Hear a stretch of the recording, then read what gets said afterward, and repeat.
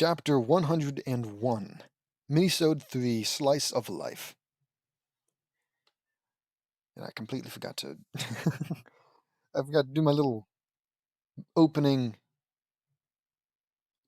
talking bit announcement. Well, it's not an announcement. It's just like, I'm a little excited that I get to read more than 3 chapters this time. At least I should be. This doesn't seem too long. We can make it work. All right. We open on a scene from one of Lincoln's manga comics. Is it like true? In the show, does Lincoln have manga? 2 characters are having a confrontation, and one character speaks in Lincoln's voice. If we cannot decide who gets the triangle of power, then we must, says character 1. JD speaks in the second voice. Battle, says character 2. The 2 characters power up and leap towards a pizza-shaped artifact and shout, "Yah!" as the caption is spelled out. Cut to me and Lincoln on his bed reading a manga comic, together, like a normal thing that normal friends do. Nothing like a little manga reading before dinner, says Lincoln. So true. You said it, buddy, I say. Kids, pizza's here, says Rita off screen. Oh boy, I say. Cut to an exterior view of the Nuts and Loud Anderson house, a pizza delivery truck with a sign that says delivery in 30 minutes or else. Is seen driving away. Or else? What's gonna happen if it gets here? What is shaking around in my whatever? Anyways, what's gonna happen if it gets here after 30 minutes? Cut to me, Viri, Jerry, Sakura, Fu, and Lincoln walking down the stairway. In a family this big, says Lincoln to the viewers, Lincoln moves to the side of the staircase to avoid his sisters stampeding down. Lana then comes sliding down the banister. Pizza, says Lori, Lenny, Luna, Gabriella, Lainey, Riley, Anastasia, Penny, Linka, Shannon, Lily, Lola, Lisa, Lynn, Lucy, and Luann. What about Wednesday, huh? Wasn't she adopted? Maybe I'm misremembering. Which is embarrassing, because that's one of the things I said. Yeah, it's not important. Oh, pizza, pizza, pizza, yes, says Lana. Getting seconds is rare, says Lincoln, running down. Cut to a pizza box getting set down on the dining room table. Especially when it comes to pizza, says Lincoln. I'm feeling ill. It's whiplash. I didn't read for like a whole week or 2, and now I'm being overexposed. It's like how you can't just eat a bunch of food after starving for a while, or else you might eat yourself to death. Anyways, how so, Lincoln? I ask. I'll show you, says Lincoln. Lincoln opens the box to reveal a 36-inch pizza pie. We all reach in and take out a slice each, leaving only one remaining. With 23 slices and 22 kids, there's always one slice left. Who gets the last slice? Well, that's always the problem. Let me tell you about Lincoln Loud's ABCs to getting the last slice. Says Lincoln. The title appears as he speaks it. First A. We argue. I'm the oldest, so I should get it, says Lori. No way. Beauty before age, says Lola. It's age before beauty, Lola, says Viri. Ha ha. Ha. Oh, never thought of it that way, says Lola. Wait, why is Lola? Shouldn't it be Lenny? She's the one who's so caught up with her.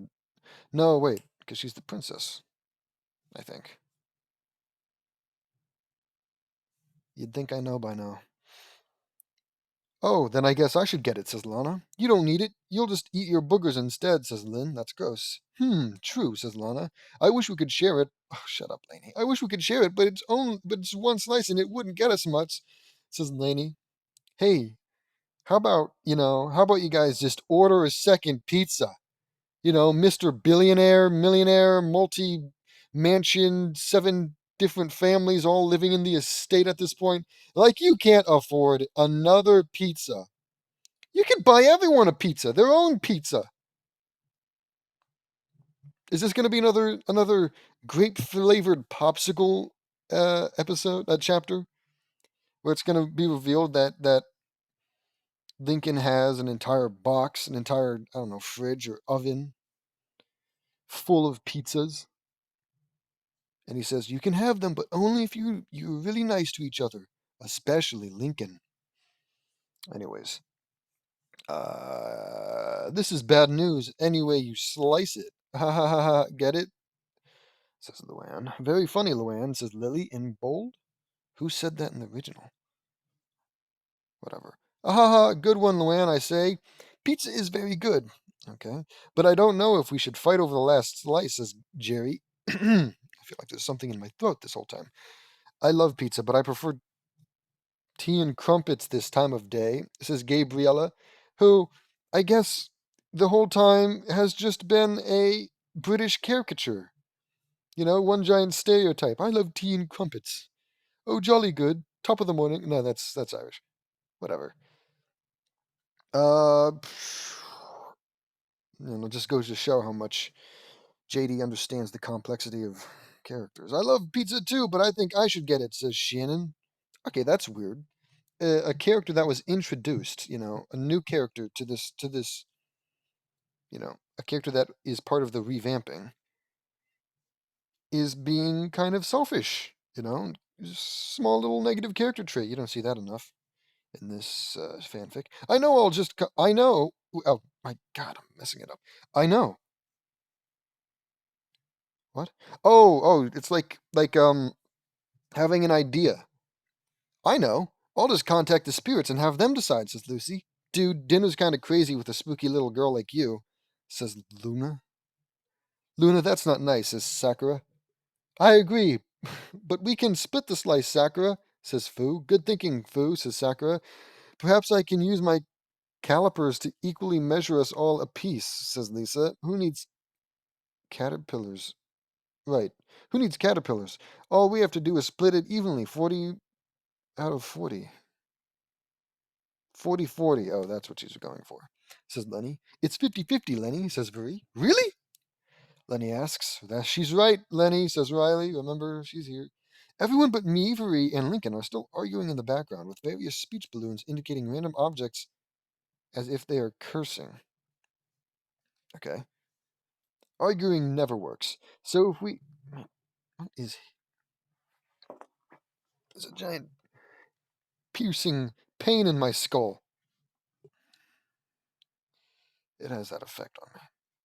So if we can't decide who gets the last slice, it brings us to B. We must, in his imagination, me, Marie, and Lincoln spin around and are enveloped in shiny rays of light. The light breaks away to reveal me, Marie, and Lincoln in an anime-esque form, and we have lightning arcing around our hands. Battle! Me, Marie, and Lincoln all say, echoing battle, battle, battle. Images of fantastic anime versions of the Loud Sisters and Riley appear. Jerry, Sakura, and Fu already are in anime-esque form and always will be. Well, that just brings up the question. What if like so like these people look like they are literally from another dimension, right? Right?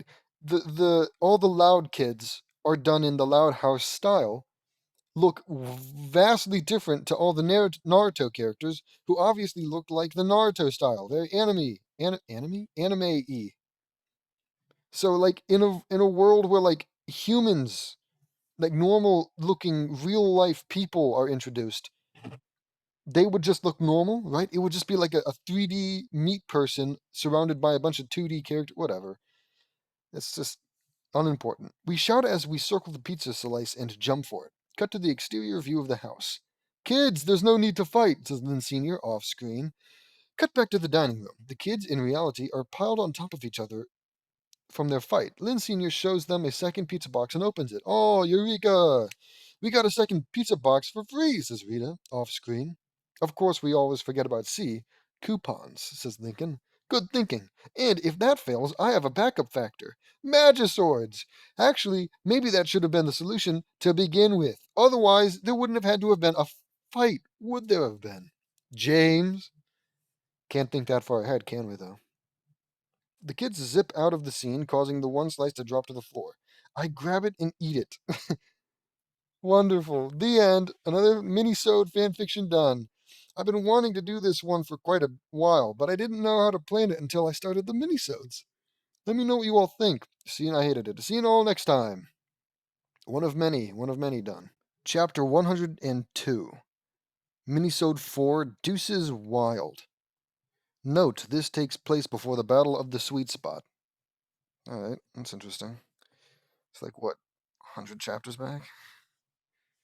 Not like 90 chapters back. Me, Lincoln, Laney, and Clyde are running into Lincoln's room holding comic books in their hands. Should have said our hands, but whatever. Ah, there's nothing like the smell of new Ace Savvy comic, says Lincoln, sniffing his comic. You said it, buddy, I say. I love Ace Savvy comics, says Laney. It's like recycled paper injustice, says Clyde, sniffing his comic. In the hallway, a mysterious essence comes in and passes by Clyde's nose. Ugh, what is that smell? It's like sauerkraut. Sauerkraut in hot garbage, says Clyde, smelling the stench. Ugh, that's nasty. Or that is nasty, I say. Yuck, that smell is horrible, says Laney. Oops. There's only one way to find out. We'll have to investigate, says Lincoln, fanning the stench away and holding up an ace of spades and poses heroically, ace savvy style.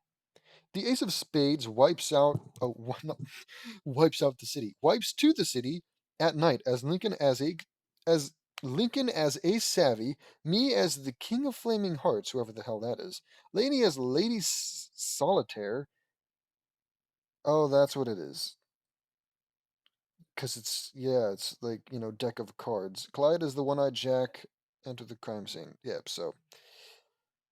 Of course, it can't just be King of Hearts. No, no, no, no, no. James JD is the King of Flaming Hearts, because that's cooler. Lady Solitaire? Whatever.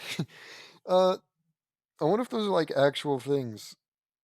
I mean, frankly, I know Ace Savvy and One-Eyed Jack. Whatever. The gas is everywhere. There's no way to tell which direction it's. Clyde says, stepping in something. Ugh, he says, disgusted. He picks up what he stepped in. I seem to have stepped in some sort of lumpy, viscous ooze. He points to a trail of the stuff. Look! It's a trail of that slime, says Laney. Follow that ooze, says Lincoln. They follow it. The gas is thicker here, says Clyde, holding his nose. No kidding, I say. Then we must be getting close. Keep a sharp eye out, guys, says Lincoln. I'm way ahead of you, says Clyde, pointing to his eye patch. Ha ha ha ha. They continue to follow the trail to an alley to reveal the culprit. A giant sentient gas cloud. Rick and Morty. Rick and Morty reference. The thing that, like, poops gold. A giant gas monster. I should have recognized its foul stench. You should have recognized that the stench was coming from a giant gas monster? How often does that happen? Off track, says Clyde. You are one ugly freak of nature, I say to the monster. That's nice. It's time to deal out some justice, says Lincoln, holding out some cards. Me, Lincoln, Laney, and Clyde leap into action. Yaw! Literally past the gas and hit the wall. Oof! Right, okay, so they go through the gas. Ouch, I say. They fall off the wall and back into the stench. We pierced right through him, says Clyde. Gasping, I should have gasped first. It's a creature made entirely of gas. Oh! Now I get it. It's not like he already said that. Whatever. It's a creature made entirely of gas, I say. It's intangible, says Laney. The monster grabs us. Well, if it was intangible, it couldn't grab you, would it? Yet he's somehow able to grab us. Well, shit, says Lincoln. The monster chortles. What? I don't know what that means. Is that like a chuckle, but gassier? Whatever.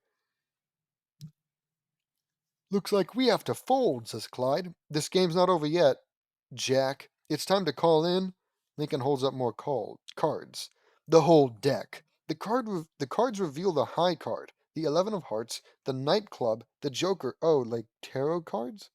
The strong suit, the 8 of spades, the royal flush, the queen of diamonds, and the card counter face up. The girls arrive in the van to help. What? Whatever. Because, like, the royal flush is not a card, it's a group of cards. It's a 10, a jack, a queen, king, and an ace, all of the same suit. That is a royal flush. Where was I? Alright, girls, let's shuffle up and deal with this gas bag, says Roy. The rest of the team leap into action. Obviously, you're not playing with a full deck, says Luann. The monster notices the joker, drops ace and jack, and tries to grab her. 'Cause she's the Joker, haha. But she gets out of the way in time. Time to jam, says Luna, unleashing a loud note on the monster, piercing its ears as it roars in agony. Time to gem, says Lola, releasing her diamonds' radiance on the monster's eyes, blinding it. Nothing beats a royal flush, says Lana, opening up a hydrant and spraying water out. Okay, so it's not. So I guess the cards had their like superhero names on them.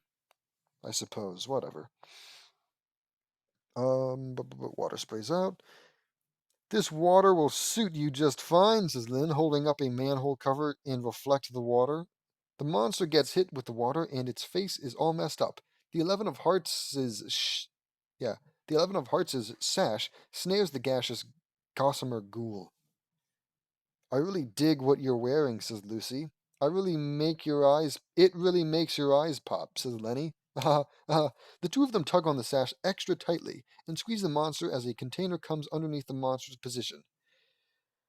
Okay, it's time to contain this gastroenterological beast, says Lisa, pressing the button that activates the container and seals the monster away as it farts one last time. Ha ha ha. Hee hee hee, giggles Lily. Well, I guess, yeah, she would be a baby still, wouldn't she? The scene turns into Lisa in Lily's room. It's revealed that Lily was the cause of the so-called monster.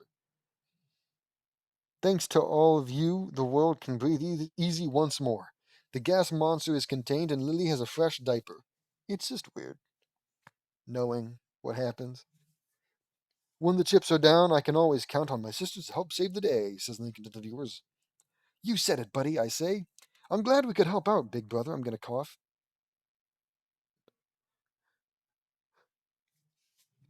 Okay. Okay. You said it, buddy. I'm glad we could help out, big brother, says Laney.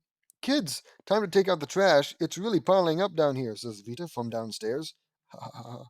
At that moment, Lincoln holds up even more cards and turns to a new threat, a garbage monster, roaring as the gang gets ready to take on the trashy threat. Me and Full House Gang. Ha ha ha, I get it. That's clever. Yeah! The end. Another fanfiction done. I saw the short for this on YouTube and it was awesome. I love the trash monster in the end. Let me know what you all think. See you next time. Hated it. Chapter 103, Minisode 5, It's Just a Phase. I had to go really far to get this one. Uh, I feel like I went past at least 50 chapters just to get here. A whole quiz. Maybe more. But this is technically, according to fanfiction.net, anyways, this is the next one in the list. And according to the archive that I have. So, oh well. Note, this takes place after Raw Deal. But that doesn't really. I mean, Raw Deal is one of the early ones, man. That doesn't really narrow it down. Whatever. It starts with me and Vuri reading a book when we saw the Loud siblings and they looked like they were mugged and thrown into a meat grinder. Holy sassafras leaves. I say, what happened to you all? Asks Vuri. Lily, that's what, says Lucy. She beat us all up and we don't know why, says Lincoln. How can she beat you all up like this? She's just a baby.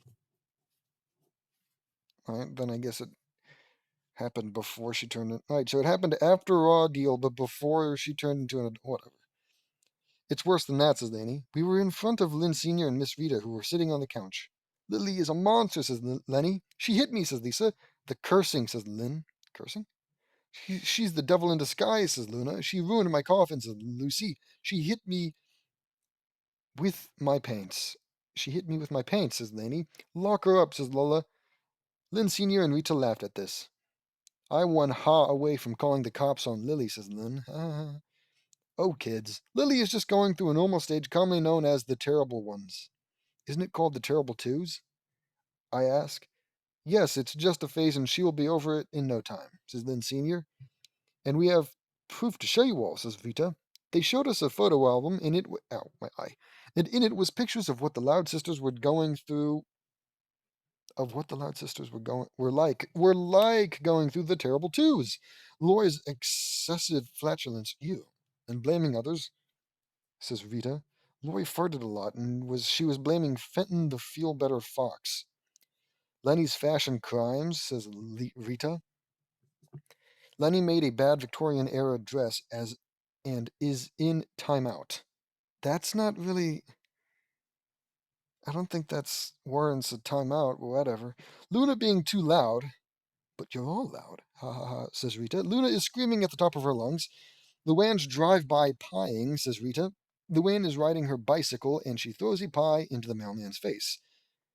Lynn Jr. being too competitive, says Rita. Now, she still is, isn't she? Got a whole chapter about that. Rita is standing victoriously on top of a bunch of kids with the last cookie in her hand. Lincoln refusing to wear pants, says Rita. Lincoln running with no diaper on, gross. Lucy having trouble letting go, says Rita. Lucy is burying a Geo from a while back. Oh. Is that really a Geo? Isn't Geo the name of one of their pets? So, like, they have a replacement Geo?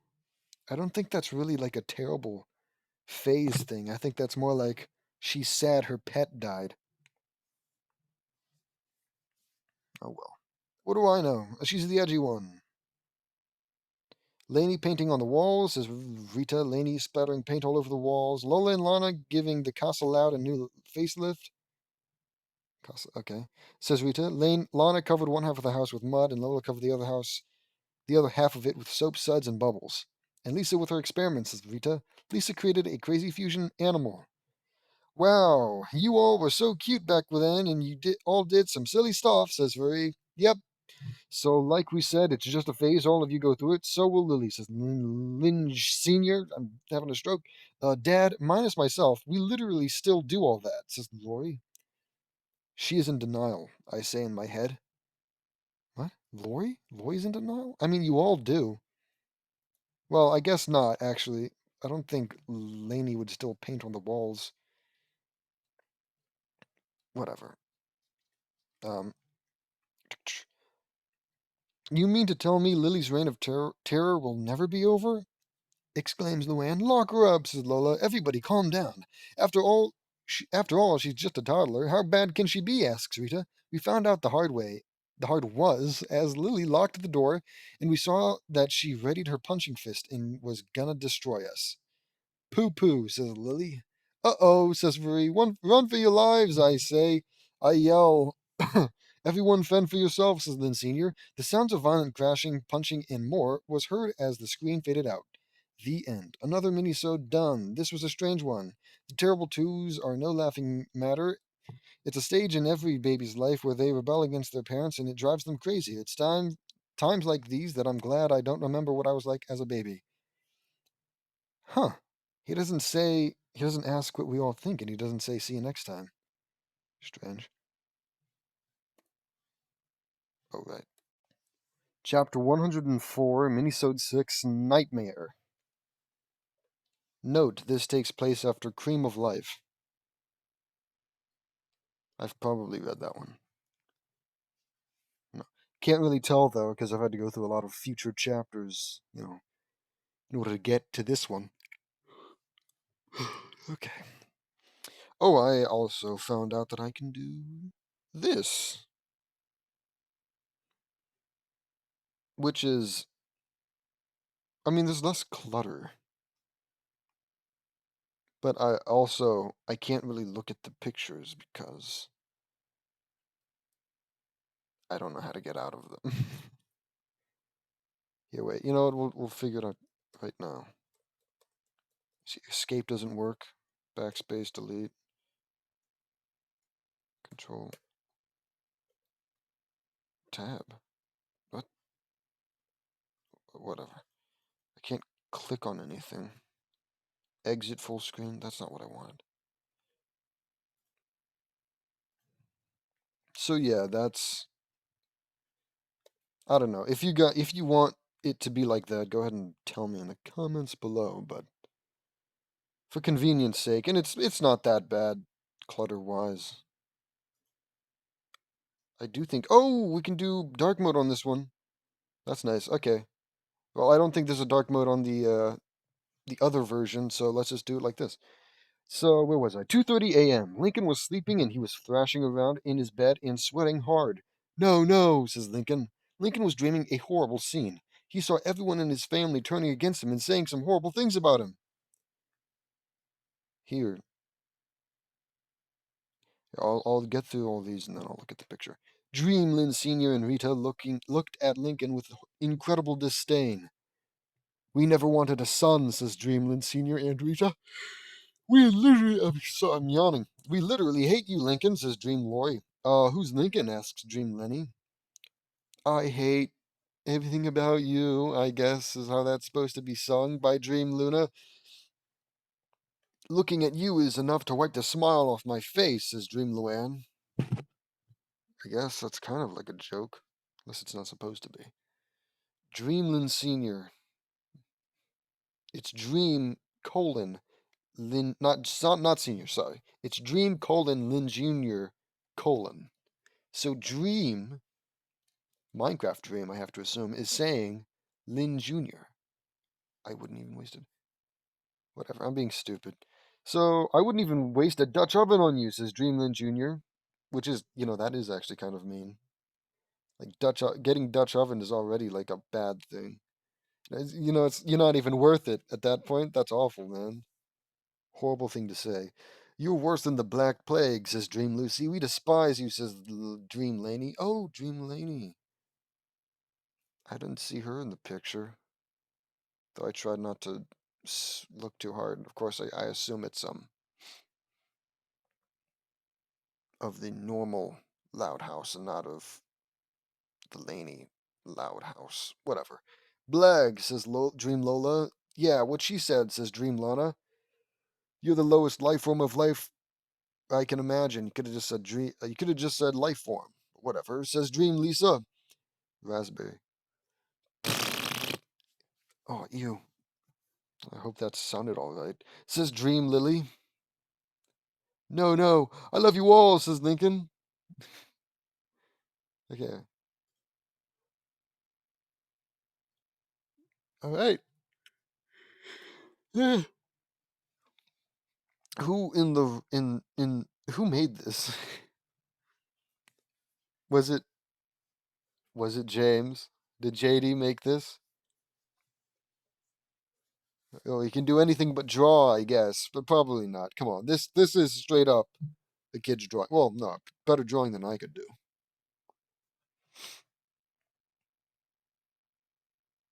Yeah, Laney isn't in here. I feel like if JD had James Knudsen had made this, he probably would have included Laney. Actually, he probably would have included a lot more characters. Whatever. Natalie comes into his room. Who's Natalie? I probably just forgot. Then again, it'd be a lot harder to forget if only we used these characters more often. Lincoln, wake up, says Natalie. Lincoln woke up and screamed. Ah! I'd go louder, but I don't want people to hear it. So, Lincoln lets out a blood-curdling scream. Lincoln, it's okay. You're having a bad nightmare. That's a double negative. So technically it was a good dream. Of course, that's just interpretation. I love you all, says Lincoln. What? Lincoln, it was only a nightmare. It's all over. Tell me what happened, says Natalie. Okay, I gotta stop yawning. I think it's because I'm... You know what I need? I need a sip of water. That'll wake me right up. Here we go. Yep. Yeah, much better. What was I? Tell me what happened. Natalie, it was horrible, says Lincoln. Let's go down to the living room and you can tell me all about it. Why you not just be here? Whatever. Okay, says Lincoln, voice breaking. They went down to the sofa and we all gathered around him. Oh, so everyone. So that's why? 20 minutes later, Lincoln was done telling us his nightmare and he was crying hard and we were horrified. I'm yawning again. God damn it. I'm sorry. It's unprofessional. And we were horrified. Natalie was comforting me. Who is Natalie? And why is she the one doing all of the comforting? And why not any of his sisters or his parents or his good buddy JD? anyone else, right? Simply because I just know them more than I know who this Natalie character is, but whatever. Lincoln, it was just a nightmare. It's not real, says Natalie. Yes, son. We would never say such horrible things about you, says Lynn Sr. Is everybody going to get their turn where they say something nice, actually? I hope so. Oh, sweetie, that must have been a horrible nightmare, says Rita. It was, says Natalie, speaking for Lincoln, I guess, like some kind of abusive relationship. You have a totally normal dream, then you go and tell somebody about that, and they're like, "Oh, that was actually a really bad dream. You must be horrified." Gaslight. Last time I heard Lincoln scream in a blood-curdling scream like that was when Lincoln had a bad dream about the harvester, says me. I say, huh, haven't done that in a while. Yeah, says Marie. Jesse. Lori, were you all in Lincoln's nightmare? Asks Jesse K. No, we weren't. Oh, the old one, the harvester one, I guess. Why are we talking about this? No, we weren't. Says, who's Jesse K?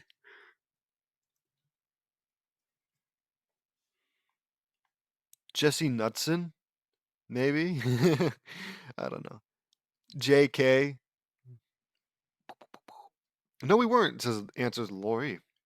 So Lincoln was the only one affected, says Nicole. That's right, Nicole. When he had a bad dream like this, it was about the harvester, and our friends Carrie and Morgan were in it, says Luna. That's strange. But Lincoln, your family would not. Yeah, I'm glad we're getting back to it.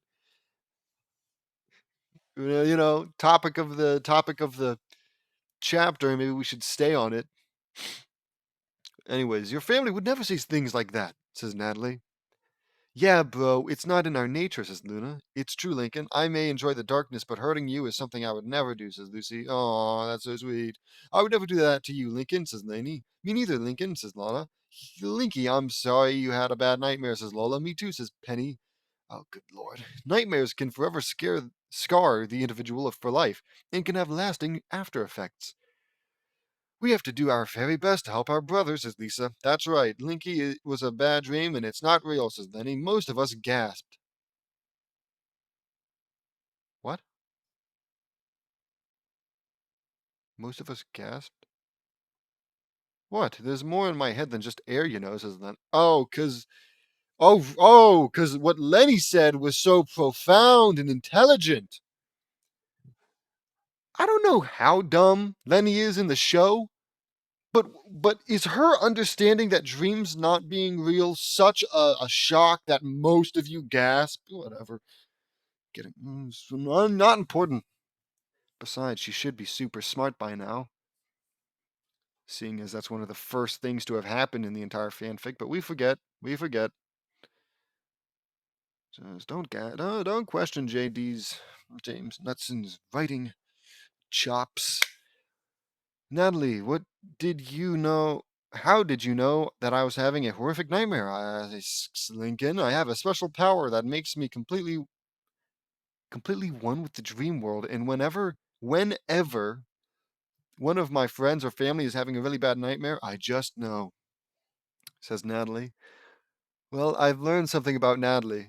Not like who she is or what she's doing here, but now I know what her power is. This is a power you can dream up, says Luann, rimshot, ha ha. Get it? She asks. I'm yawning. But I did it on purpose because the joke bored me. Also, that joke sucks. I guess it's technically a pun, a little bit. We all laugh, ha ha. Everyone. Nobody like groans or moans about it. That was a good one, ha ha ha. I say, ha ha ha. No, it wasn't, ha ha. That was funny, says Marie. We have to get back to bed now. I have work in the morning, says Lily. The what? Lily, who's 10 years old, right? I would have to assume. Why wasn't Lily 10 years old in the dream then? Unless 10-year-old Lily decided to blow a raspberry. Dream Lily decided to blow a raspberry. Whatever. So, but even still, like for a minute I was like, wait, why does she have work? And there's, oh, right, because she's not a baby anymore. She's 10 years old. But then I'm realizing, what kind of 10-year-old has a job? I'm sure they exist. Don't get me wrong, but whatever.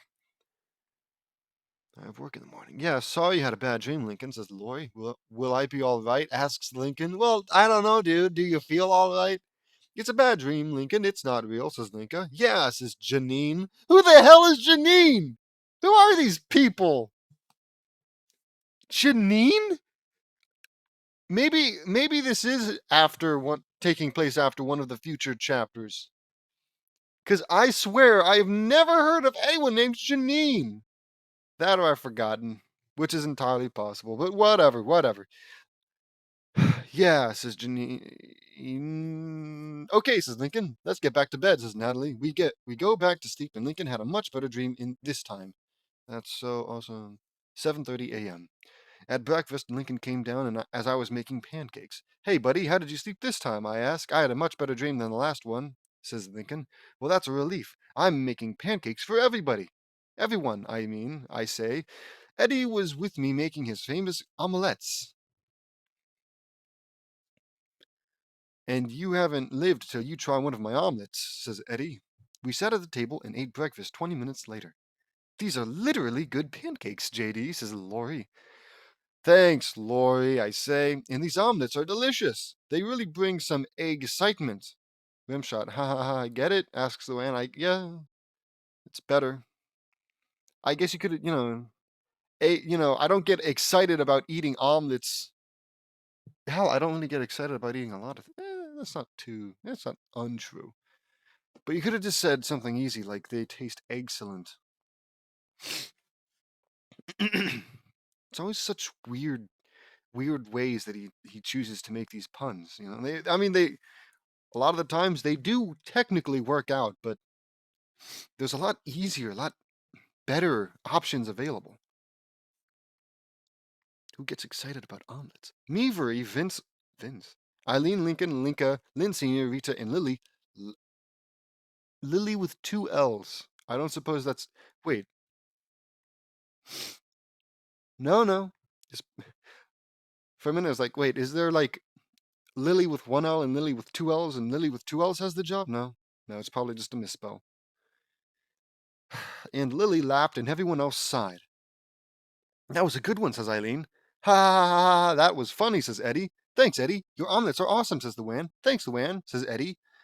Okay. Even after a really bad dream, I can always have my friends, my darling fiance, and my family to make me feel better. Okay, this has to have been.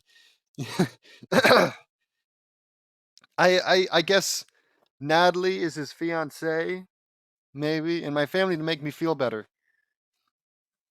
He has a fiance at like 10 years old or whatever.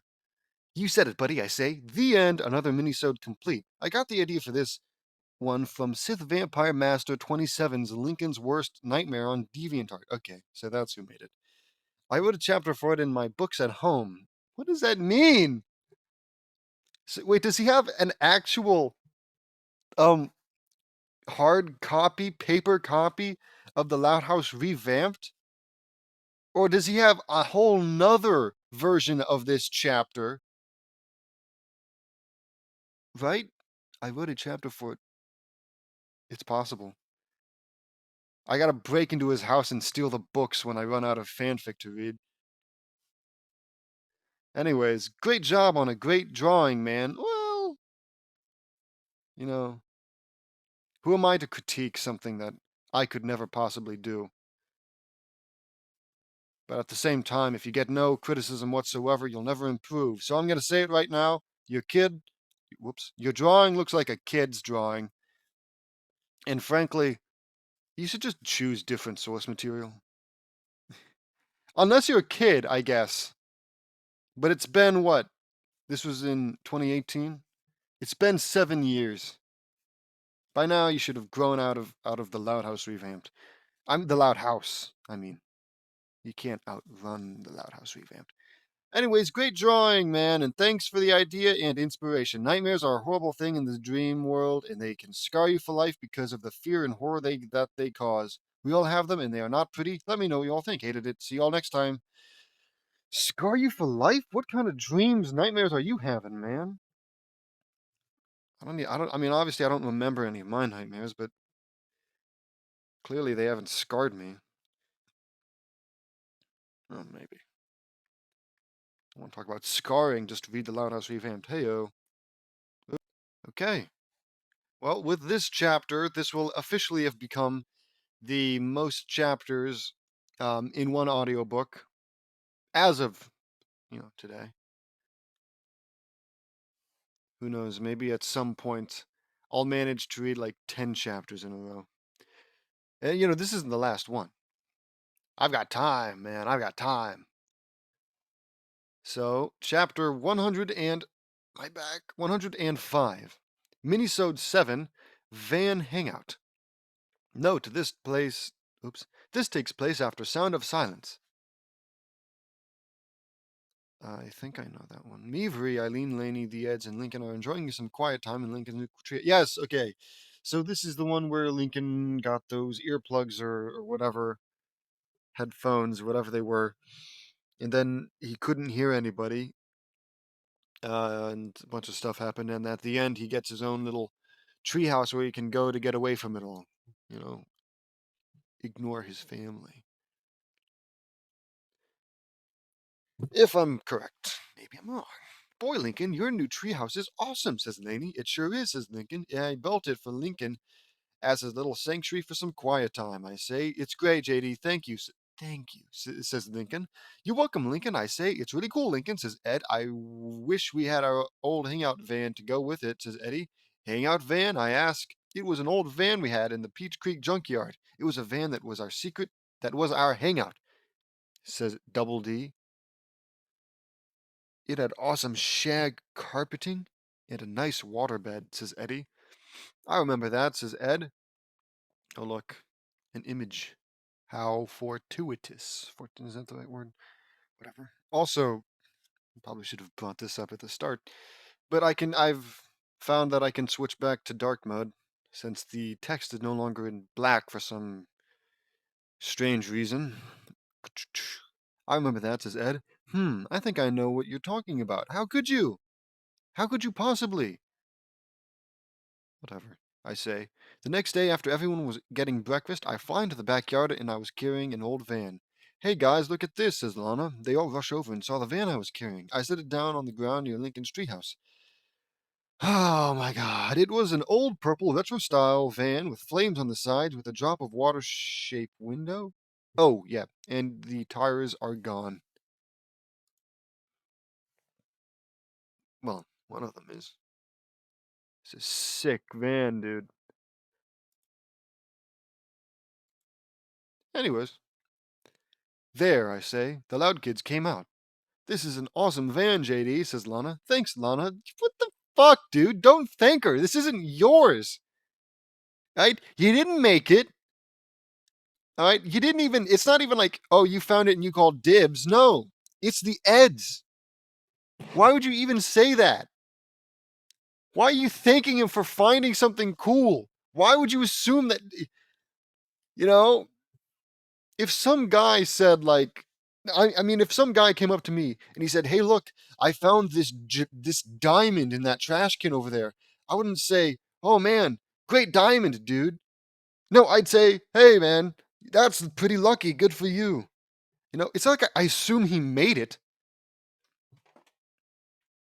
I guess in that sense, because he found it, he's got dibs and stuff. So maybe I could say that, and it'd make a little bit more sense. But this is clearly the Ed's van. Sure, maybe, who said it?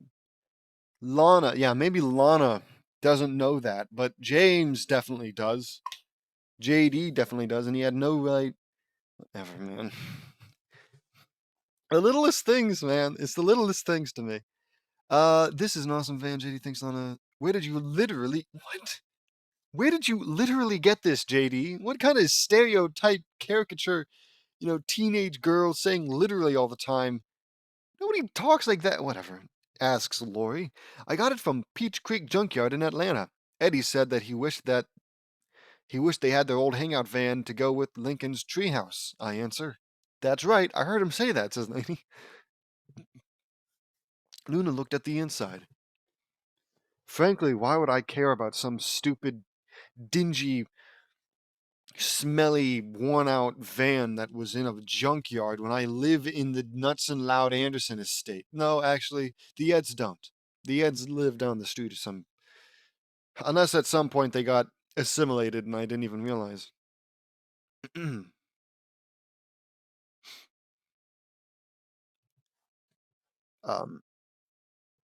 what was I going to say? Also, it feels a little, you know, against the point of Lincoln's treehouse. Yep, this is where you can come to get some quiet time. And then they set a van right next to it. Oh yeah, and here's another place where people can go to get quiet time, right next to your quiet time. Whatever. And now that I think about it, they started out in the treehouse. Yeah, enjoying some quiet time in Lincoln's treehouse. That's just not how it works, man. Unless you all sitting in silence. Right, my version of quiet time is having nobody around so that I can do and listen to things at a volume, that I want, where I'm not going to be interrupted. I can blast music and nobody's going to be like, actually, I really don't want you to play that music. Well, too bad. I'm in my quiet area. You can't tell me what to do anymore. Whatever. So unless they're all doing that, which means that it's not quiet at all because everyone's enjoying their thing that they would enjoy at an actual quiet location, whatever. I'm sorry. I'm sorry. I'm getting off track. And this is why even the short chapters take a long while. Okay, Luna looked at the inside. The inside is rocking, dudes. I love the interior, says Luna. They saw the interior, and it was awesome. It's like a home on wheels, says Lola. It sure is, says Lily. I'd rather enjoy the darkness of a cave myself, says Lucy. This would literally be perfect for a second car, says Lori. It sure would, says Nika. In the condition it's in, it wouldn't travel for a very long distance, says Lisa. I don't think it can travel at all, Lisa. Scientist, smart one, but whatever. This is a sweet ride, though, says Lynn. After breakfast, I'll make this baby look like new again, says Lana. We'll surprise the Eds with it. Yeah, we'll surprise the Eds with a fixed up van that, they can't even drive because they're like kids. If anything, you're stealing their hangout away from them because you guys clearly intended to use it as a second car. Maybe, all right, but that's the kind of the impression I'm getting. I guess they can ride around in the back while somebody else drives. I don't know. Having it be just like an actual car kind of steals the magic away, I guess, in my humble opinion.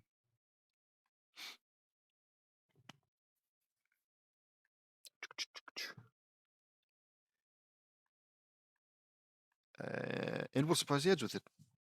It sure is fantastic. Hey, that's one. That's actually yeah. Good job, Luann. Ha ha ha, rimshot. Get it? She asks. We all laugh. Ha ha ha ha. Good one, I say. That was funny, says Vuri. That was a good one, says Lainey. After breakfast, we got to work. We kept it under a tarp while we worked on it, and Luann, Linka, and Lenny's job was to keep the Eds occupied while we worked. Just cut the crap. All right, JD, snap your fingers and make it new with your van fixing power that you've had this whole time. We know you've got it. Mr. Omnipotent. So they took them to the park for a picnic. We put tires on. We put new tires on, new engine, new carpeting on the inside, new transmission. Yep, it's basically not at all the same. All right. I'm sure at least some amount of the appeal to their little van hangout was nostalgia to them. All that, ever seen Cars 2? Where Tow Mater talks about how all of his dents are special to him or some bull crap like that. He wants to remember them because when he got them, it was a good time, I guess, if I remember correctly. And then the British car goes, Jolly, jolly good. Tip top, pip pop, tea and crumpets. Well, if JD was writing him, since we know Gabriella loves tea and crumpets. Tea and biscuits, I think is what she said. Oh my good lord. But yeah, I guess it's really just a matter of perspective. New transmission. But like, why would they care about a new transmission? And a new engine? It's not like they ever actually wrote it. It's just supposed to be a hangout. I'm pretty sure they want a hangout more than they want a working car that they can't even use. Okay. New windshield, new paint job, and more. We even added a TV and more to it. Well, if you're going to say more again, whatever. 4 p.m. We finished the van and it looked completely brand new and like it was fresh off the assembly line. All done. I look at myself. Boy, I'm a mess. I'm covered in transmission fluid and filth, I say. But we sure did a great job, JD. I didn't know you were good at repairing cars. Oh, Lana. How ignorant. I help my dad with the cars. I say. Oh, well that explains it. Yeah, you hold the flashlight for your dad while he fixes the cars, You turn the key when he tells you to turn it on to see if it's running. And I guess that's probably, yeah, that makes you a qualified mechanic. It's ready, says Lana. Okay, guys, I say. Luann, Luann, Linka, and Lenny lead the Eds out. Oh, right, because those are their respective girlfriends. Lead the Eds out to the backyards. The Eds were wearing blindfolds. I wonder what our surprise is, says Eddie. You'll love it, guys, says Luann. They stopped. I nod and give the signal. Luann, Linka, and Lenny took off the blindfolds. Luann, ta-da, says Luann, Linka, and Lenny. The Eds were surprised and ecstatic. Our old hangout van, says Eddie. How did you guys get it here? Asks Double D. Asks Double D, surrounded by the many, many superpowered people who can fly and have super strength and all this magic bullshit. For all you know, they used the simulator and went to a universe where the van was completely brand spanking new and just took it from there. You have so many options. It's really. I brought it here from Peach Creek, and me and Lana spruced it up and made it new again. I brought it here so you can have a hangout next to Lincoln when, like you wanted, and also a working car because that's important. I say. Eddie hugged me. Thank you, JD. Thank you, JD.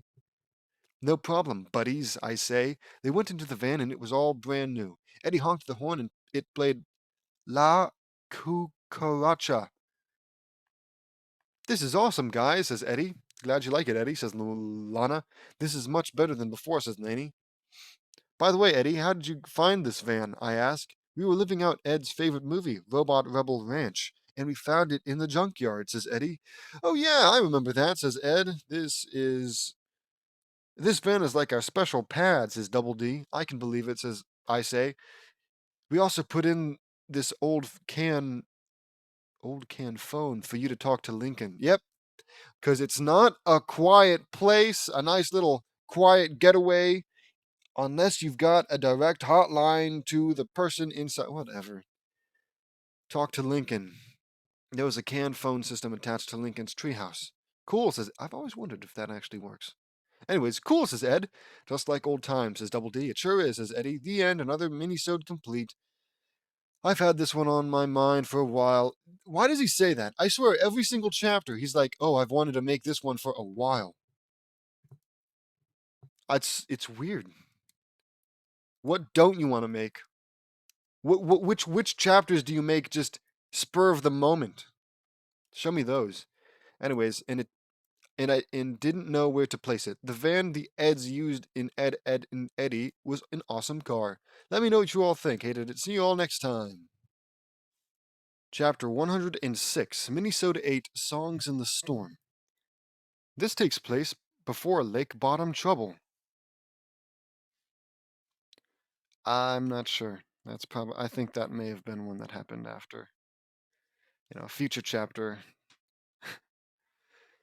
Rainy days are so. Oh, wait. It was a stormy, wet, and rainy night. We were all bored out of our minds. Yep. Oh, I'm so bored, in your giant mansion with probably thousands of things to do. Rainy days are so boring, says Lainey. I know, Lainey. It's no fun at all, says Lori. How about we pass the time by singing a song? Oh no, says Natalie, getting an idea. That's like a great idea, says Lenny. That's a great idea, Nats, says Luna.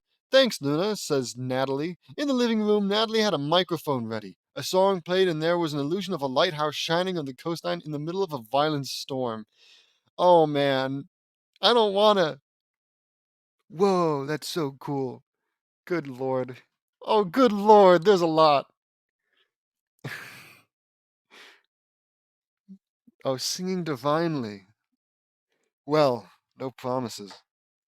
I better wet my whistle.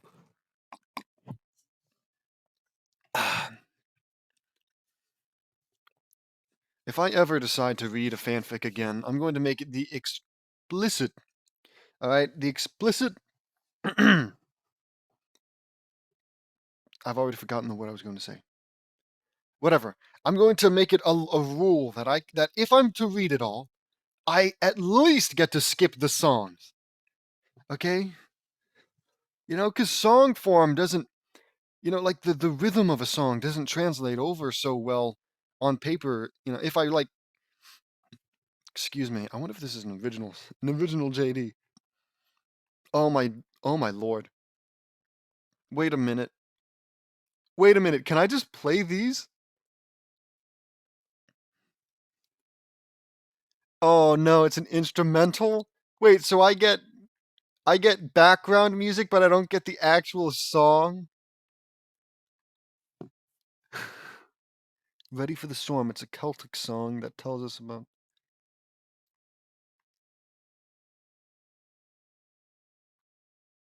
Oh, no. Okay, this is not the same.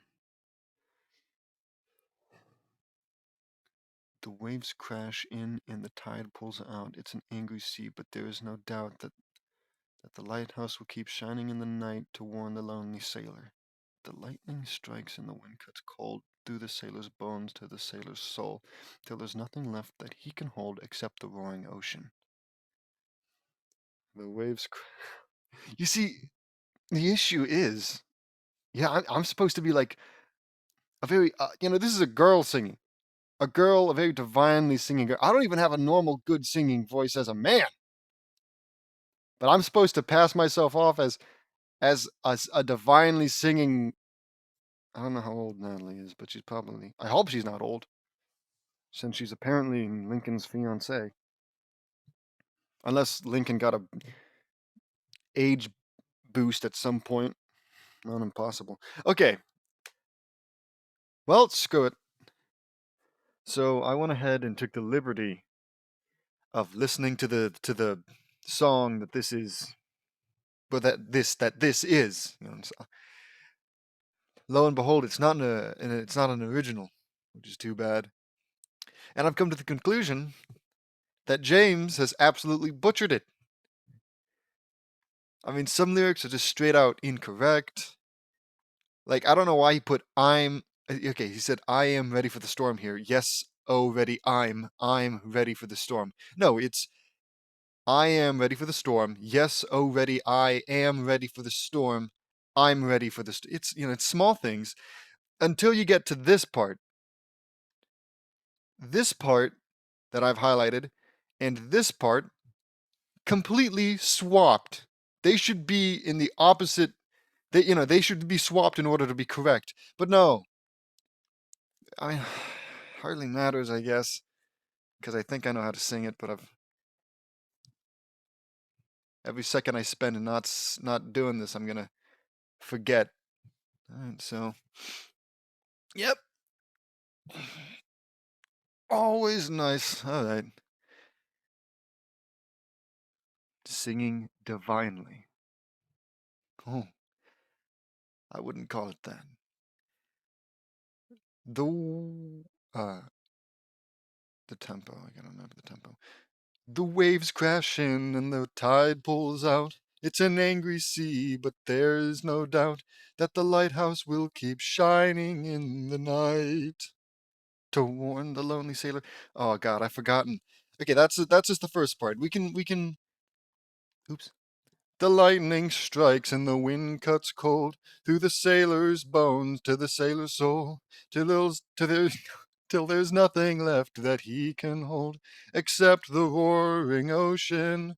But I am ready for the storm. Yes, so ready. I am ready for the storm. I'm ready for the storm. And then there's a musical, whatever. There's just a little music break. And then, give me mercy for my dreams, 'cause every confrontation seems, confrontation is misspelled by the way, to tell me what it really means to be the lonely sailor. And then this part, which is in the complete incorrect section, but hey, whatever. But when the sky begins to clear and the sun it melts away my fear, I cry a silent, weary tear at those that mean to love me. And I am ready for the storm. Yes, so ready. I am ready for the storm. I'm ready for the storm. Should have taken something to drink. Then we have more music. Maybe I should be playing it. No. This is much better. I'm doing quotations.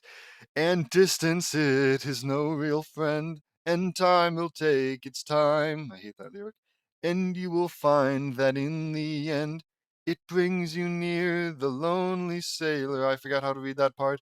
But when you take me by your side, you love me warm and you love me you love me warm and you love me, I guess. And I should have realized I had no reason to be frightened. And I am ready for the storm. Yes, I'm ready. I'm ready for the storm. I'm ready for the storm. Okay, you get the point. And we're done. But don't worry. Pretty sure there's more. The song was done and the area reverted back and everyone cheered. That was awesome, Natalie. Thank you. Thanks, Lincoln. Right, yeah.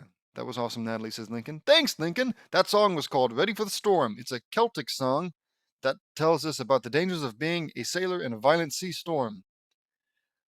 I guess. That is, says Natalie. That is rockin', dudette, says Luna. You know, I'll take this opportunity to drink some water.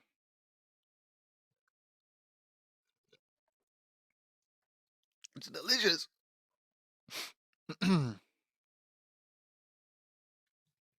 I have a song I would like to play. Luna, can I borrow your violin? Asks Lincoln. You got it, bro, says Luna.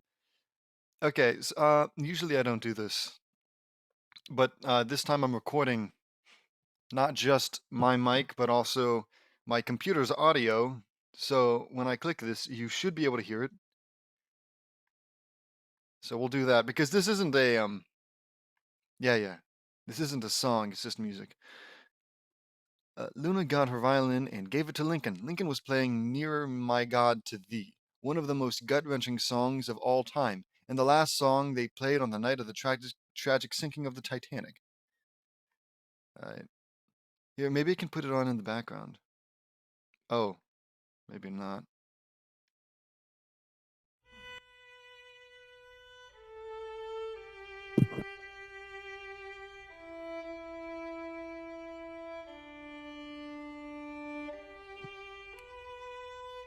Okay, we probably don't need to listen to all this.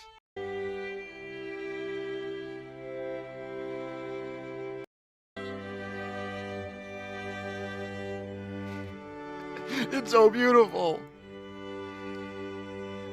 Look at all these rock formations. Well, damn it, that's like grapes, so bad timing.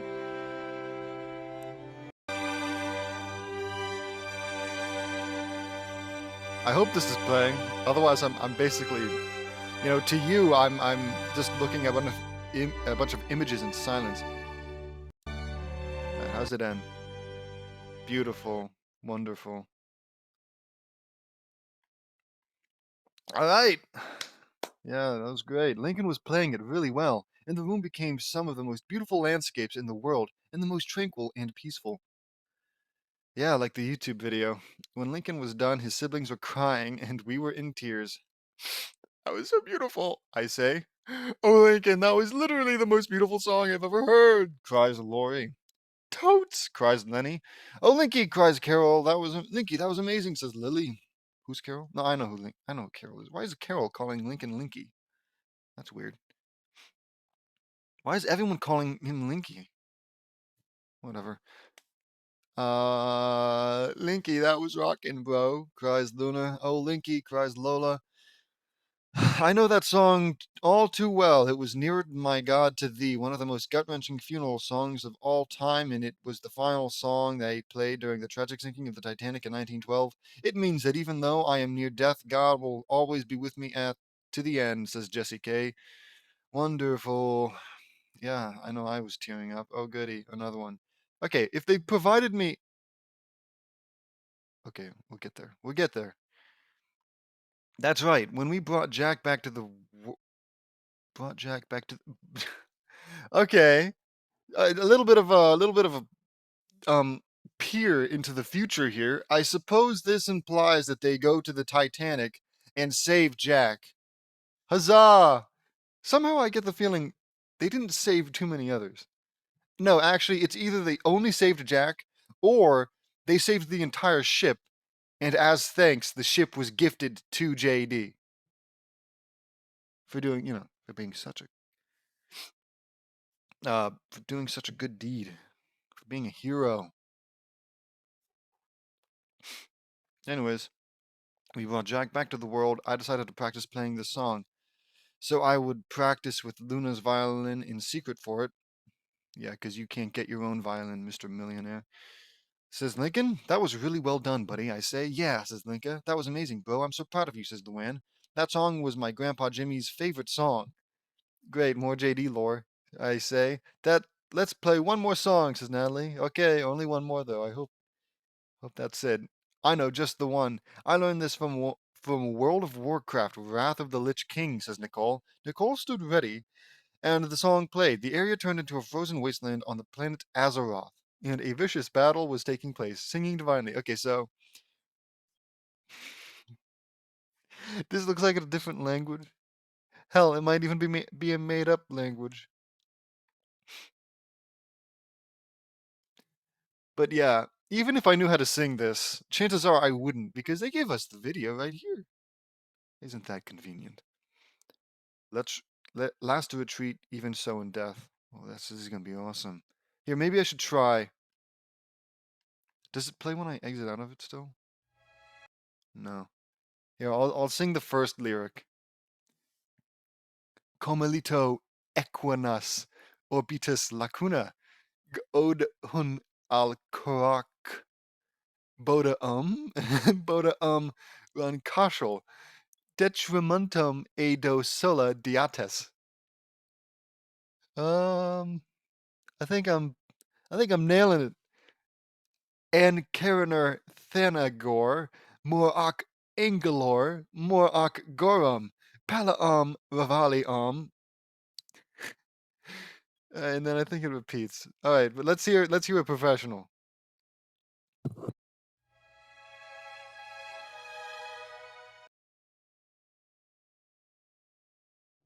Oops, what was that? What is this? No, nope. Don't get distracted. I just wanted to speed up. When does it start? Okay.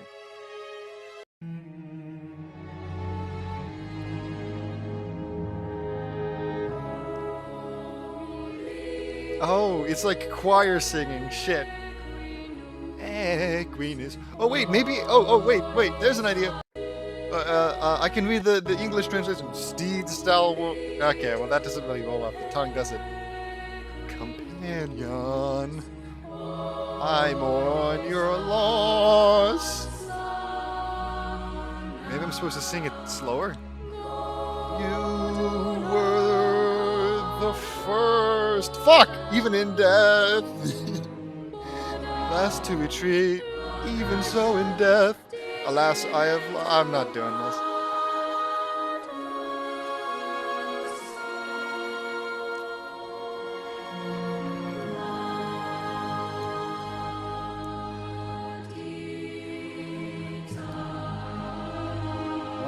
Mackerel, that's a long one.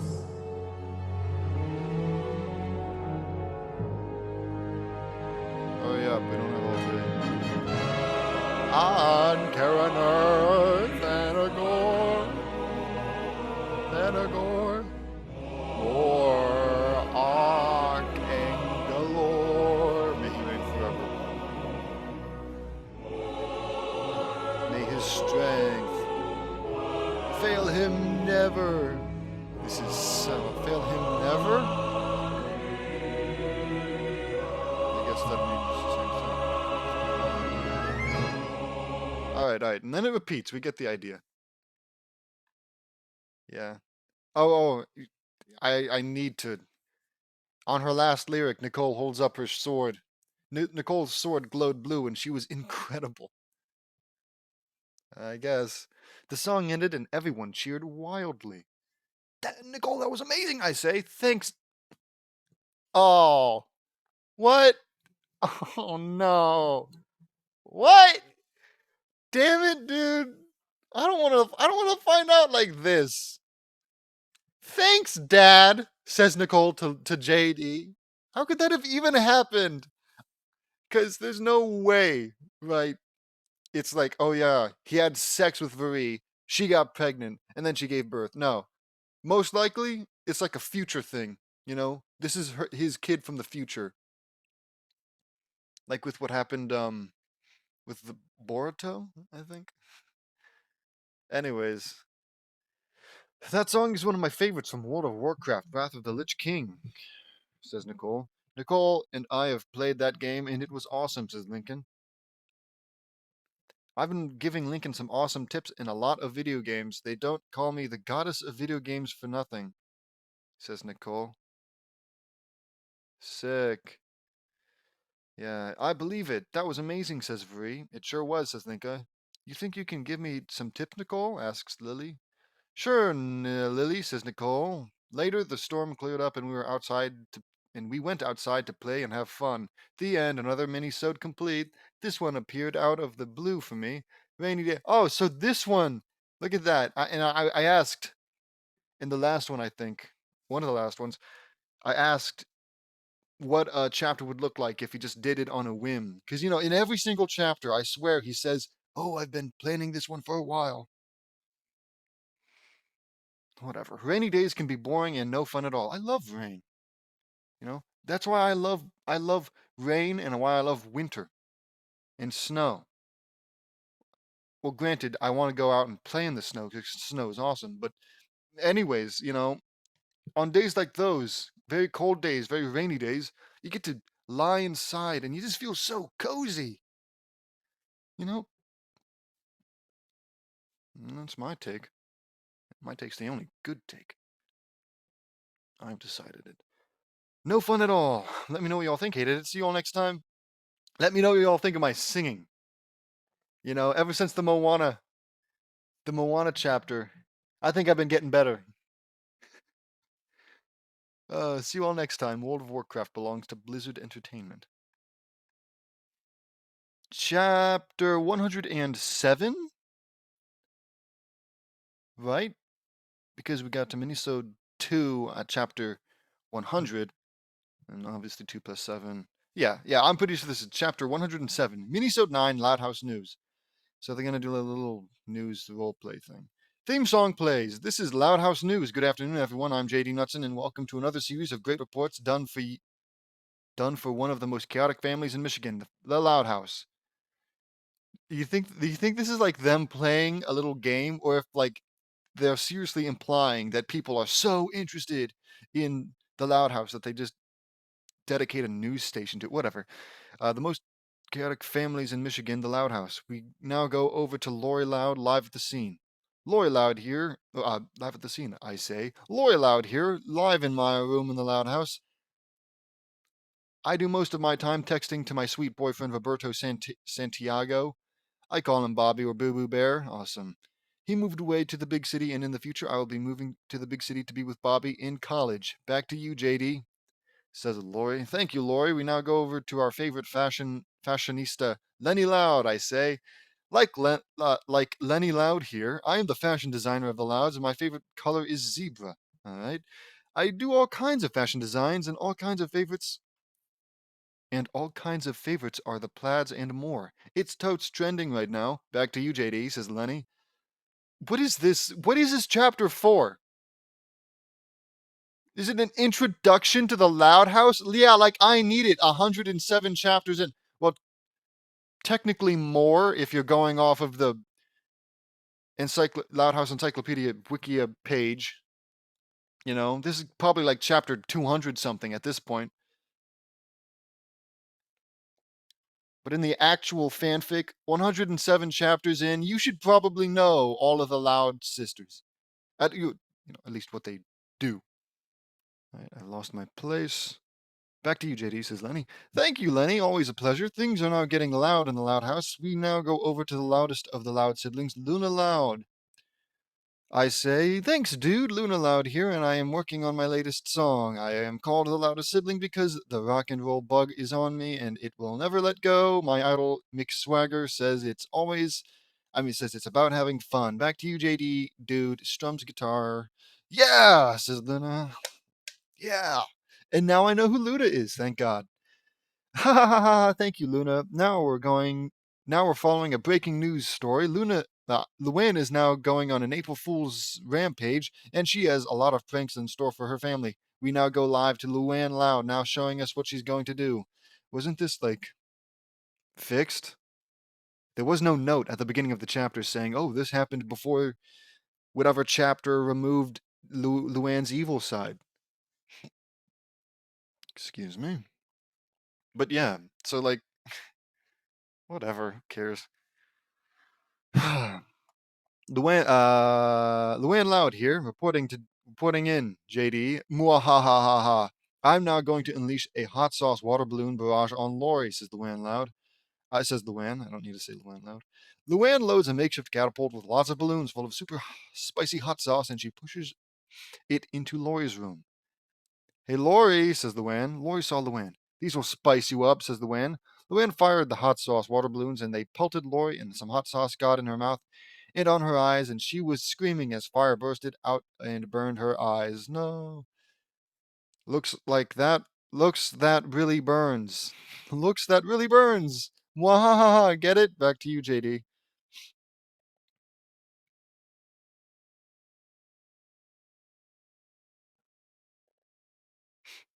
And I've completely lost my dude, my phone's blowing up. Alright. So I shouldn't be getting it's unprofessional. Back to you, JD, says Luann. Oh, that looked really painful, and that was not funny. And that was not funny, Luann. This just in, we have just received word that Lynn won a hot dog eating contest. We now go live to Lynn Loud Jr., I say. Lynn Loud Jr. here. I ate 400 hot dogs and won 400 hot dogs. Sure. And won National Hot Dog Eating Championship. I'm now waiting in line for the bathroom to let those puppies out. Back to you, JD. That's great. Love it. Having fun, says Luann. Thank you for sharing that with. Thank you for sharing with that us. With that us. With that us. I'm losing it. Thank you for sharing that with us, Lynn. We are just receiving word that Lucy is finding words for her latest poem.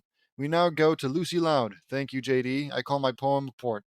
Report. I give my times of info to those who want to know. In times of darkness, I share my lines for those who lay low. Report. What? Whatever. Back to you, JD, says Lucy. Good poem, Lucy. I mean, it was a poem. Anyways, good poem, Lucy. We now go back to the breaking news, and we just received word that Lainey Loud is fighting Luann and putting a stop to her evil pranks. Fantastic. We now go to Lincoln Loud, who is on the scene. I say, Lincoln Loud here. My sister Lainey is fighting Luann as we speak. She and Luann are wrestling around, and Lainey just shoved a banana cream pie into Luann's face. Lainey just dodged a spring boxing glove, and she has a skunk in her hand, and it sprayed Luann. We'll keep you updated with this as the fight goes on. Back to you, JD, says Lincoln. Woo, that is getting intense. I hope Lainey wins against the evil of Luann's pranks. Okay, this just in. Lana and Lola Loud are getting ready to assist Lainey in putting a stop to Luann's reign of evil pranks. We now go live to Lana and Lola on the scene. I'm so sick of this. I hate you. I hate you, James.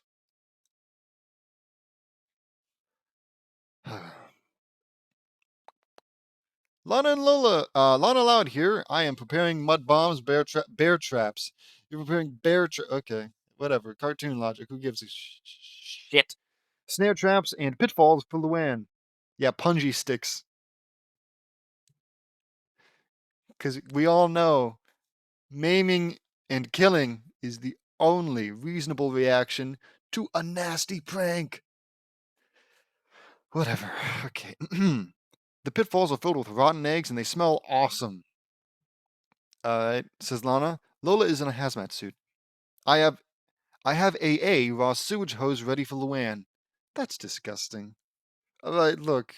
Hate Luann all you want, but raw sewage, people's shit, piss, other things that people flush down the toilet, you know, I'm sure there's a fair bit of blood every once in a while. Whatever. Raw sewage it is. I have a raw sewage hose ready for Luann, says Lola. Nice work, sis, says Lana. They high five. Back to you, JD. There, high five. Looks like a prank war is now in full swing, but of course Luann's just going to lose big time. Lisa is now preparing super stink bombs for Luann. We go to Lisa Loud. This is just not how the news works. Whatever. I say, thank you, JD. Thank you, JD. I have bags filled with a volatile concoction that smells like a thousand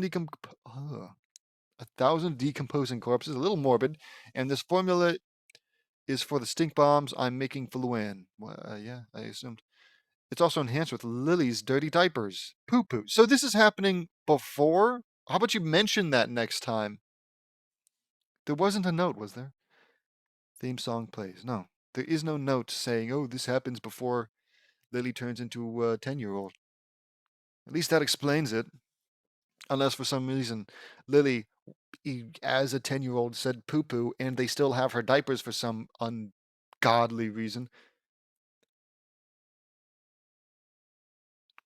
Luann's April Fool's reign of terror will end once and for all. Back to you, JD, says Lisa. Sounds like they're all prepared for an act of retribution against Luann. Will this be an end to the evil queen of pranks? Let's watch and see, I say. Lainey flipped Luann into the pitfall with rotten eggs. A spring hurled her out, and a bear trap snapped on her leg, and Lana and Lola fired their mud bombs and raw sewage at her, and it smelled horrible. Oh no. But hey, good news is we have even more bad smelling. Look. Bad smell, up to a point, stops mattering, alright? There's like there's like a threshold. Once the smell gets so bad that you actually start retching, it can't get much worse, alright? If I'm vomiting because it smells so bad, believe me, you're not gonna do anything, alright? 1,000 rotting corpses? Dude, like, just give me 3 rotting corpses and I'm sure I'd start vomiting. Depends how long they've been rotting. I mean, decomposing, don't want to see rotting. Raw sewage? Yeah, that's probably good enough, alright? A little overkill, but whatever. Okay. Lori, Lenny, Luna, Lynn, Lincoln, Lucy, Laney, Lana, and Lola put the stink bombs all around Luann, and Lisa had everyone in her bunker, and a detonator plunger was with her. Make my day, says Lisa. Lisa pushed the plunger, and it exploded, and the stink bombs. Kaboom! When the smoke cleared, Luann was completely covered from head to toe in everything that smelled horrible. What is with it? You think it might be a little kink? You know, I know there are like people who like bad smells. I mean, obviously there's like poop and pee kinks. There's also people who like to swim around in septic tanks. That's nice. That's great. Humanity every day. That's every reason to keep it around. But like, I swear, every time that like JD wants to do something horrible to somebody, but like not kill them, because he probably still likes them. I'm sure he still likes Luann.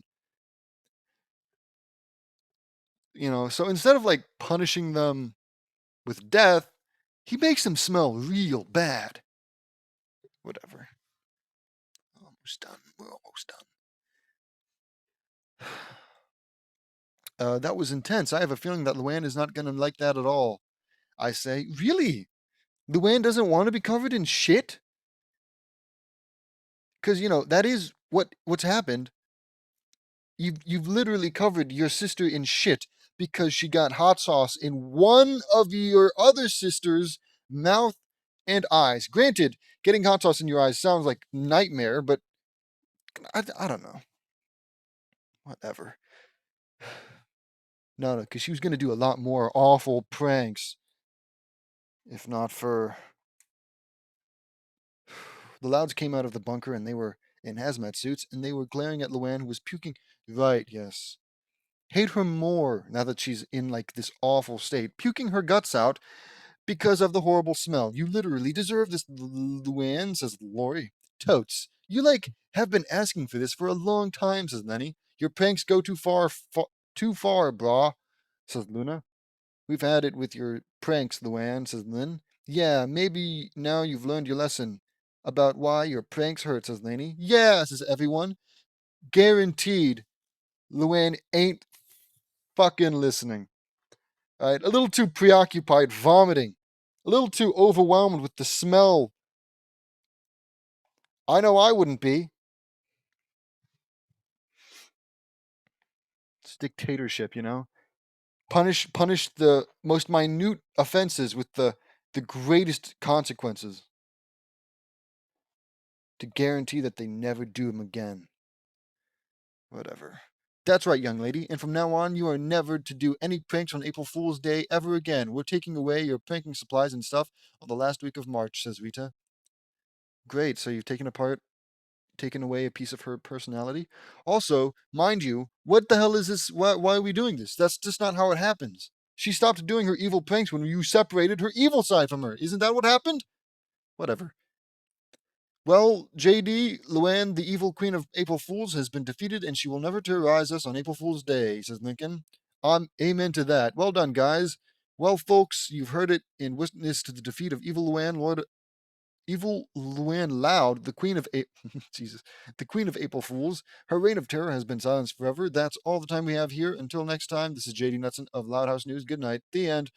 Another mini-sode complete. Me and my friend Rachel, aka Bubblegum Serper, Bubblegum Serper, trying to come at me. I'm Gugglebum. You don't have shit on me. I could write 1,000 better fanfics than you. Anyways, role played. What? Me and my friend Rachel, aka Bubblegum Serper, role played, and she came up with the idea for the news. Oh, goody. And she came up with the news report episode where we are all reporters. Great idea. A great story. Let me know what you all think. I hated it. Credit goes to Rachel. And see you all next time. That kind of disturbs me a little. Thinking that JD, who was, 30 something when he made this chapter, was role playing with another person, guaranteed. Granted, it's not like they were guaranteed to be underage, but it's the Loud House fandom here. There's a decent chance that who this Rachel person was underage.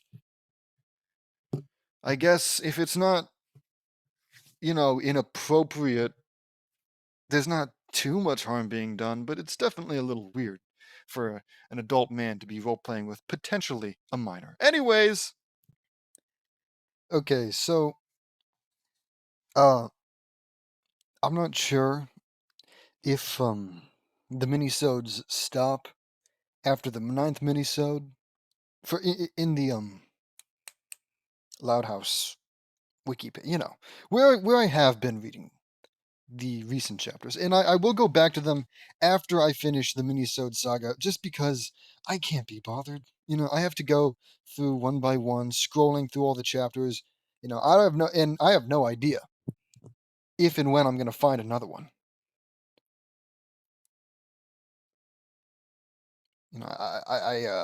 Holy stutter.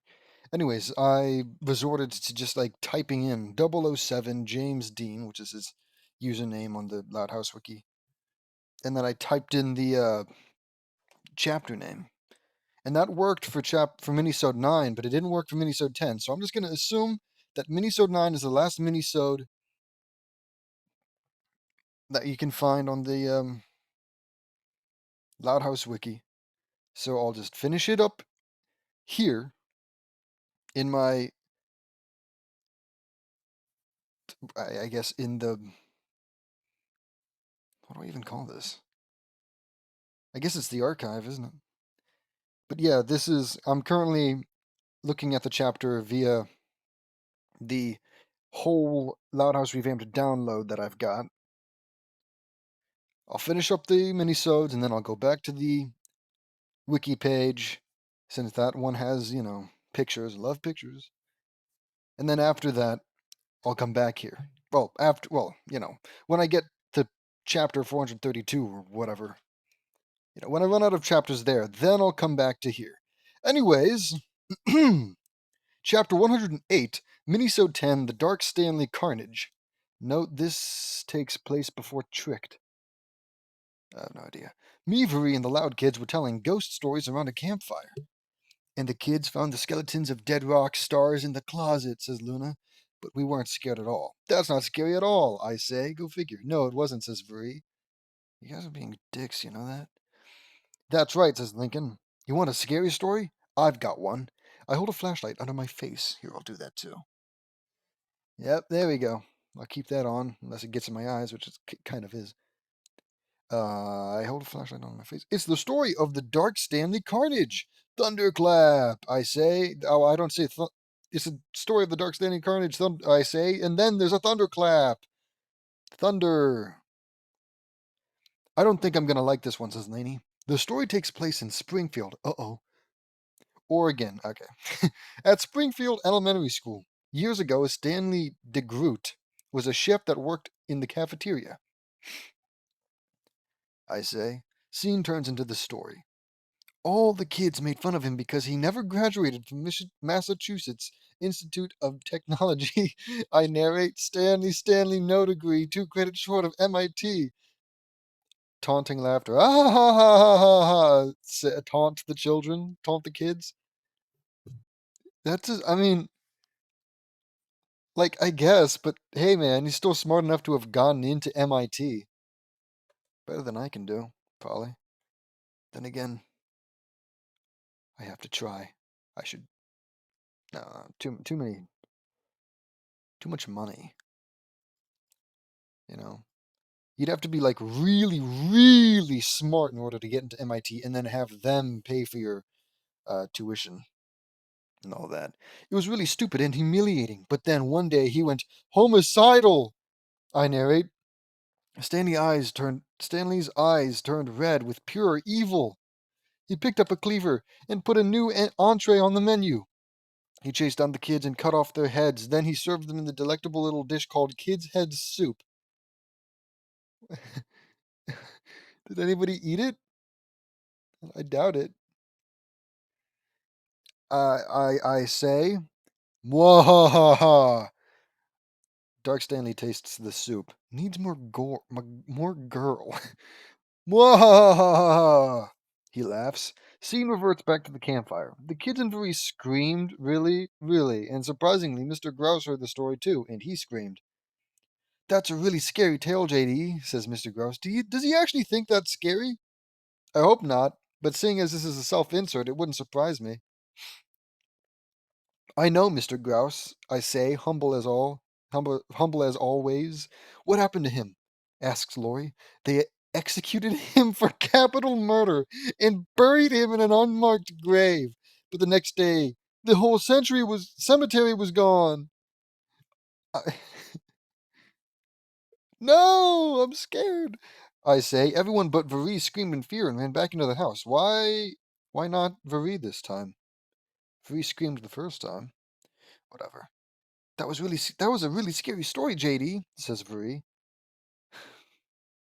I know, Vuri. Huh, I don't like that. Anyways, I learned that tale from this book, I say, holding up a book called Evil Urban Legends. Evil urban legends, reads Vari. Yep, legends say that his deeds were so vile that not even the netherworld would accept him. Really? Oh, really? So he killed a bunch of kids and then, cannibalized them. That's bad. That's bad. But, like, so bad he doesn't go to hell? I don't think so, man.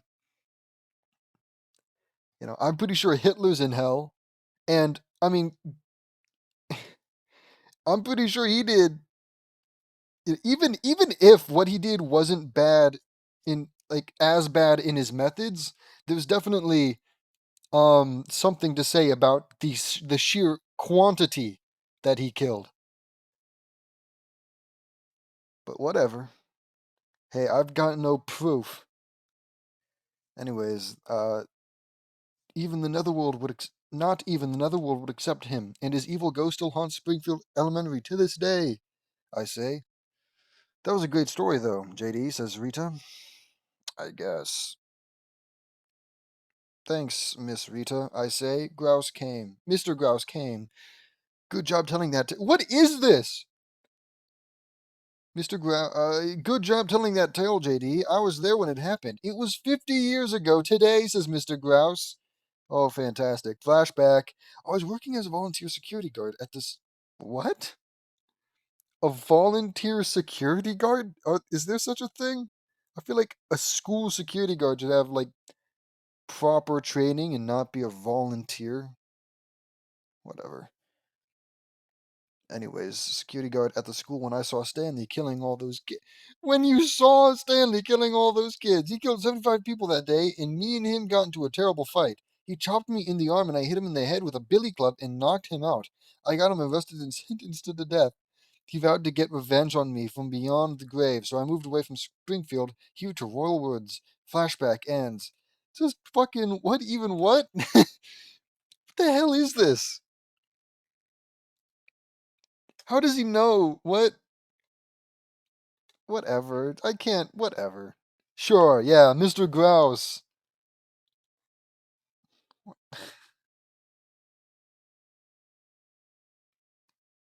What was I? Right. Whoa, that's horrible, Mr. Grouse, I say.